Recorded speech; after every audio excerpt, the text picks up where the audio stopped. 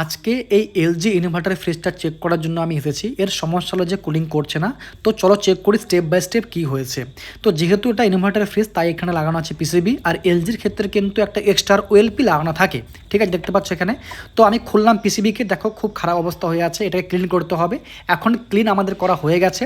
এখন কিন্তু আমি লাগিয়ে পাওয়ার সাপ্লাই দিয়ে চেক করব যে কী সমস্যা হয়েছে।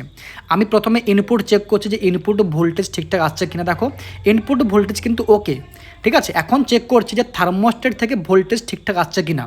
ঠিক আছে, ওখানে কিন্তু শুধুমাত্র 22 ভোল্টেজ দেখাচ্ছে, আসার কথা 244 বা 240 সামথিং। তাই চেক করছি যে কী মিসিং আছে এখানে। আমি এখন একটা কম্পোনেন্ট বডি লাগিয়ে চেক করছি যে ঠিকঠাক আছে কিনা। ফেস কিন্তু ওকে, দেখো 240 241 সামথিং ফেজ আসছে, বাট এখানে নিউট্রালটা কিন্তু ব্রেক হয়ে আছে। ঠিক আছে, এটাই সমস্যা।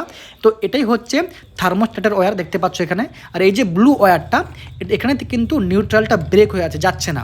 আমি কি করলাম, এখন আমাদের যে মেন পাওয়ার সাপ্লাই কর্ডটা আছে, ওর যে নিউট্রাল ওয়্যারটা আছে ওটার সাথে আমি কিন্তু এই ব্লু ওয়্যারটা ভালো করে জয়েন্ট করে দিয়েছি। এখন চেক করব যে ঠিকঠাক হয়েছে কিনা ভোল্টেজ। আমাদের ইনপুট আগেও ঠিক ছিল, ভোল্টেজ এখনও ঠিক আছে, তোমরা দেখতে পাচ্ছ এখানে।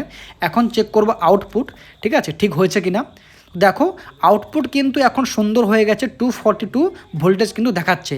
ঠিক আছে, তার মানে এখানে কি হলো যে নিউট্রালটা ব্রেক ছিল, তাই ছিল সমস্যা ফ্রিজে। তো এখন সব কিছু কানেকশান করে দিয়ে আমি অন করে দিয়েছি, দেখতে পাচ্ছ খুব সুন্দর আওয়াজ করে কিন্তু কম্প্রেসর চলছে আমাদের। ঠিক আছে, তোমরা নিশ্চয়ই আওয়াজ শুনতে পাচ্ছ। এখন আমি চেক করব আমাদের কুলিং কয়েলে যে কুলিং কয়েল ঠিকঠাক ঠান্ডা করছে কিনা।